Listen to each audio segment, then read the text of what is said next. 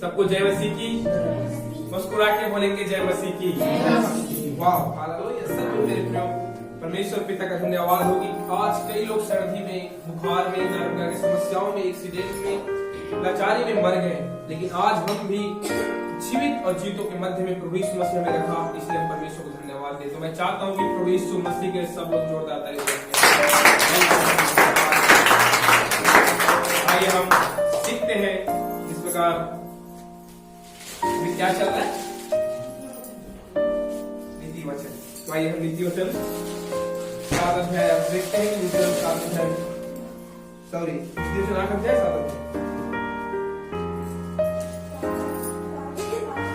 ठीक है। 7 से 1 पद पढ़ेंगे। हाँ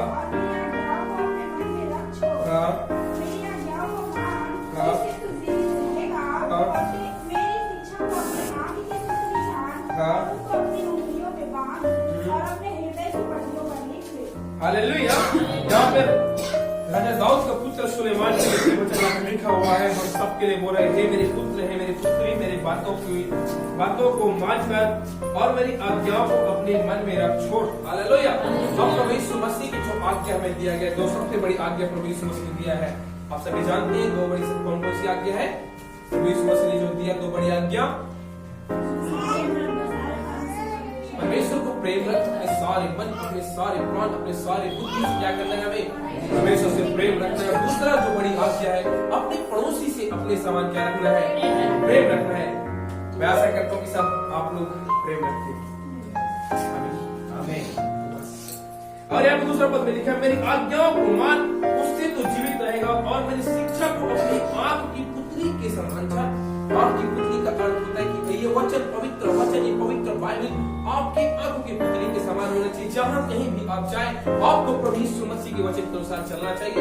आप कहीं भी कदम रखें, उसको अपनी आंख की पुतली के समान सामने रख के हमें क्या करना है, परमेश्वर की महिमा करना है, स्तुति करना है।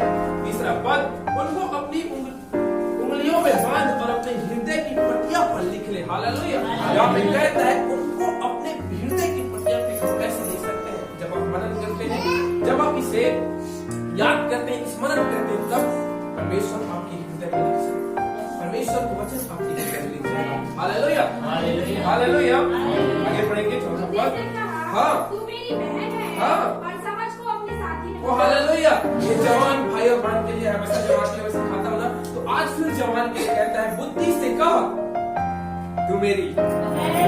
अगर भाई है तो बहन समझे, और बहन है तो भाई समझे, क्योंकि पवित्र बाइबल जो है हम सब के लिए लिखा गया है। यहाँ पे लिखा हुआ है, बुद्धि से कहा तू मेरी बहन है। अपने पड़ोसी को आप लोग बोल सकते हैं, बुद्धि से कहा तू मेरी बहन है, और भाई लोग भाई को बोल सकते हैं, बुद्धि से कहा तू मेरी भाई है। हालेलुया। क्या समझ पा रहे हैं? भाई लोग बोले अपने पड़ोसी को तू मेरा भाई है। यहाँ पे लिखा है ना, बुद्धि से कहा तू मेरी बहन है, और समझ को साधन बना ले। समझ विवेक में सिखाया था, मन, विवेक और बुद्धि।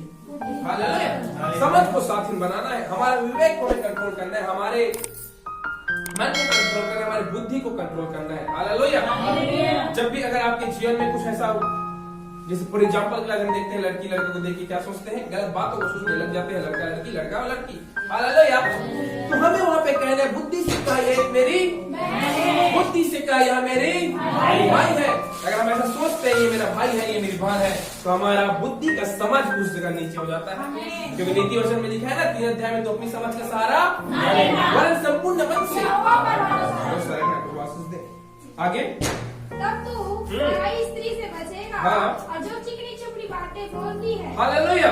तब तू पराई मर्दों से, पराई पुरुष से, पराई स्त्री से बचे रहेगा। चिकनी चुपड़ी, एक तेल से भी चिकना उसका बात रहता है। आपको कटाक्ष में, हम लोग पिछले संडे सीखे थे कटाक्ष के बारे में, सिखाने के लिए आपको प्रयत्न करता है। कब आप बचे रहेंगे, जब आप यहोवा के वचन को अपनी आंख की पुतली जानेंगे, बनाएंगे। आगे, मैंने एक दिन अपने घर की खिड़की से अर्थात अपने झरोखों से झाँका, तब मैंने भोले लोगों में से एक निर्बुद्धि जवान को देखा।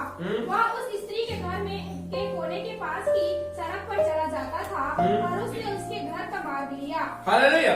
इस प्रकार पूरे अध्याय को हम पढ़ते तो एक जवान का वर्णन यहाँ पे किया गया है कि जवान कैसे एक स्त्री के एक एक जवान अपनी जवानी को खो देता है, उसके बारे में इस पूरे अध्याय में हम पढ़ते हैं तो लिखा हुआ है कि कैसे वो चिकनी चुपड़ी बातें करके वो जवान उसके अभिलाषा में फंस के अपनी मृत्यु को लाता है। हालेलुया। यहाँ पे आगे पढ़ेंगे उस समय और संध्या काल आ गया। संध्या का समय था, आगे रात का घोर अंधकार छा गया था और देखो उससे एक स्त्री मिली जिसका वेश वेश्या का सा था। वह बड़ी धूर्त थी, वह शांति रहित और चंचल थी और अपने घर में ना ठहरती। हालेलुया। स्त्री जो बहुत चंचल थी और वो अपने घर में नहीं ठहरती थी, गलत गलत बातों पे मन लगाती थी, गलत गलत सोचती थी और अपने कटाक्ष में अपने जाल में वो फंसाने के क्या करता था, योजना करता था। आगे देखते हैं बाइबल और क्या बताती है। कभी वहाँ सड़क में कभी चौक में पाई जाती थी। हालेलुया। वो एक स्त्री का वर्णन यहाँ पे राजा दाऊद का पुत्र सुलेमान एक लिख रहा है कि कैसे वो स्त्री काम करती थी। कभी सड़कों में, कभी गली में, कभी चौराहों में उसको लोग क्या करते थे, देखते थे। आगे और एक कोने पर वहाँ बाट जोती थी। आगे तब उसने उस जवान को पकड़कर छुआ और नीलस्ता की चेष्टा करके उसे कहा, मुझे मेलबलि चढ़ाने थे और मैंने अपनी मन्नतें आज ही पूरी की है। इसी कारण मैं तुझसे भेंट करने को निकली। मैं तेरे दर्शन की खोजी थी और अभी पाया है। हालेलुया। यहाँ पे हम लोग देखते हैं उस लड़के को, उसने हमें बताया था 5 इंद्रियों को हमें हमेशा बांध के रखना चाहिए। 5 इंद्रियों के द्वारा हम पाप में गिरते हुए हैं। आप लोग को मालूम है 5 इंद्रियां कौन कौन सी है? नंबर 1 मन, नंबर 2 आँख, नंबर 3 मुंह, नंबर 4 कान, नंबर 5 स्पर्श। ये बहुत खतरनाक है, स्पर्श छूने की अभिलाषा। वाह, कहीं छू लो तू, क्या बोलते हैं, अभिलाषा छू लो, स्पर्श करने की अभिलाषा। और वहाँ पे उस स्त्री ने उसको क्या किया, स्पर्श किया। हालेलुया। आगे देखते हैं। मैंने अपने पलंग पर छोड़कर मिस्र के मेल बूटे वाले कपड़े बिछाए। मैंने अपने बिछौने पर गंधरस और दालचीनी रखी है। इसलिए अब चाहे हम प्रेम से भोर तक जो जी बहलाते रहे, हम परस्पर की प्रीति से आनंद रहे। हालेलुया। यहाँ पे वर्णन किया गया है कि जवान स्त्री और एक वेश्या का जो एक कटाक्ष करने वाली एक स्त्री महिला के यहाँ पे वर्णन किया गया है कि कैसे अपने जाल में फंसाता है जवान को। ये जवानी के जो जवान है उनके लिए भी ये लागू होता है, पुरुष स्त्री इस सब के लिए लागू होता है। हालेलुया। यहाँ पे उसका वर्णन किया कैसे उसको अपने माया जाल में फंसा के वो अपने वश में कर लेता है और कैसे उसको मन भावनी चिकनी चुपनी बातें उसको करके वो अपनी ओर आकर्षित करता है। आगे क्योंकि मेरा पति घर में नहीं है, हाँ। दूर देश को चला गया है। हालेलुया। वहाँ पे वो अपने जवान को देखा जो सुंदर था, एक गुणवान था, उसको क्या बोल रहा है, मेरा पति घर पे नहीं है, मेरे घर में कोई भी नहीं है। हालेलुया। क्या बोल रहा है, मेरा पति घर पे नहीं है, मेरा कोई भी नहीं है, मेरे घर में तो आए। हम चले आगे। वह चांदी की थैली ले गया है और पूर्णमासी को लौट आएगा। आगे ऐसी बातें कहकर उसने उसको अपनी प्रबल माया में फंसा लिया और अपनी चिकनी चुपड़ी बातों से उसको अपने वश में कर लिया। हालेलुया। सोच लो मेरे भाई बहनों, अगर आपको जांचना है, अगर आपने आपको जांचना है तो सबसे बड़ी जांचने की कला यही है कि आप अपने आप को व्यक्तिगत जब रहते हो तभी आप अपने आप को जांच सकते हो, क्योंकि शैतान उसी समय आपको परीक्षा लेगा जब आप अपने आप को अकेले रहो। अब 10 के बीच में रहो, 5 के बीच में रहो, परिवार में आपको शैतान नहीं पकड़ेगा, लेकिन आप अपने आप को जब अकेले आप अपने घर में रहते हो, अकेले आप रूम में रहते हो, तभी आप अपने आप को जान सकते हो कि आप कितने पानी में हो और कितने आप तक हो। क्या राइट? यस। क्या मैं सही बोला? यस। हालेलुया। यहाँ पे वही चिकनी चुपड़ी बात करें, क्या कर रहे हैं उसको फंसा रहे हैं। आगे पढ़ेंगे। वह तुरंत उसके पीछे हो लिया और जैसे बैल कसाई खाने को या जैसे बेड़ी पहने हुए कोई मुड़ ताड़ना पाने को अंत में उस जवान का कलेजा तीर से बेधा जाएगा। वह उस चिड़ी मार के समान है जो पर्दे की ओर देख से उठते हैं। हालेलुया। हम लोग नीति वचन 6 अध्याय सीखे थे, वेग से दौड़ने वाले पाप में रोकना है। और वो लड़का उस अभिलाषा में फंस गया। अगर हम उस अभिलाषा में फंस जाते, जो जवान सुन रहे हैं मैसेज को, आप जो सुन रहे हैं, अगर हम उस चाल में चलते तो याद रखना, हम अपने सीने में जो कोयला का जो आग का अंगीरा जो रहता है, आप लोग सब आग जलाते हुए देखे होंगे, उसको अपने हृदय में रखता है। वाह, हेलो, हालेलुया। इसलिए हमें सब बातों से क्या कहना है, बच के रहना, दूर रहना है। हमें यही कहना है, बुद्धि से कहा तू मेरे, बुद्धि से कहा तू मेरा भाई है। अगर हम ये कहते हैं तो हमारा मुंह ऐसा है तो हम लोग ऐसा करेंगे, क्योंकि वचन हमारा क्या रहेगा, दीवार रहेगा। आगे, और ना जानती हो कि उसमें मेरे प्राण जाएंगे। अब हे मेरे पुत्रों, मेरी सुनो और मेरी बातों का कान लगाओ। अब फिर से मेरे भाइयों बहनों, फिर प्रभु यहोवा का वचन कहता है, मेरे फिर सुनो। आगे, तेरा मन ऐसी स्त्री के मार्ग की ओर ना फिरे, और उसकी डगरों में भूल कर ना जाए। यहाँ पे लिखा हुआ है 25 पद में, तेरा मन ऐसी स्त्रियों के मार्ग में ना फिरे। जिस प्रकार प्रभु के दास भाई महेश कहता है कि हमें इस बाइबल में है मेरे पुत्र लिखा है, तो पुत्री और पुत्र दोनों के लिए लागू होता है। यहाँ पे मैं जवान बहनों को ही बोलना चाहता हूँ, जवान भाइयों को ही बोलना चाहता हूँ कि ये वचन दोनों के लिए है।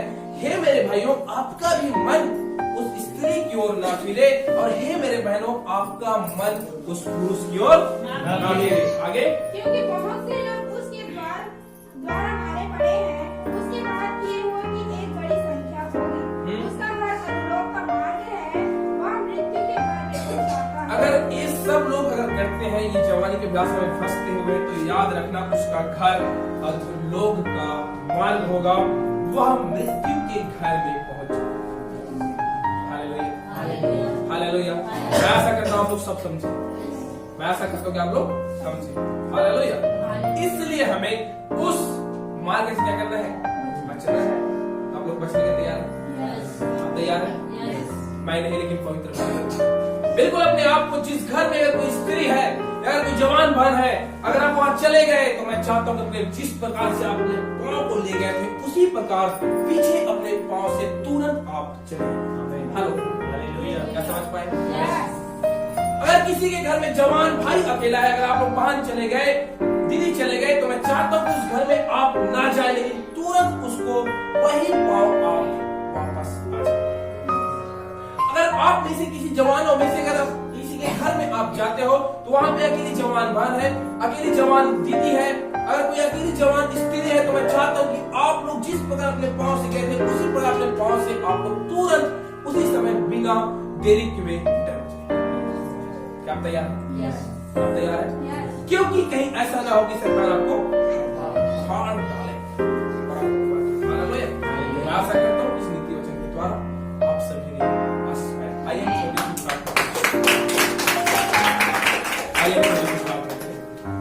धन्यवाद देते परमेश्वर, ये वचन आपका सिखाने वाले आप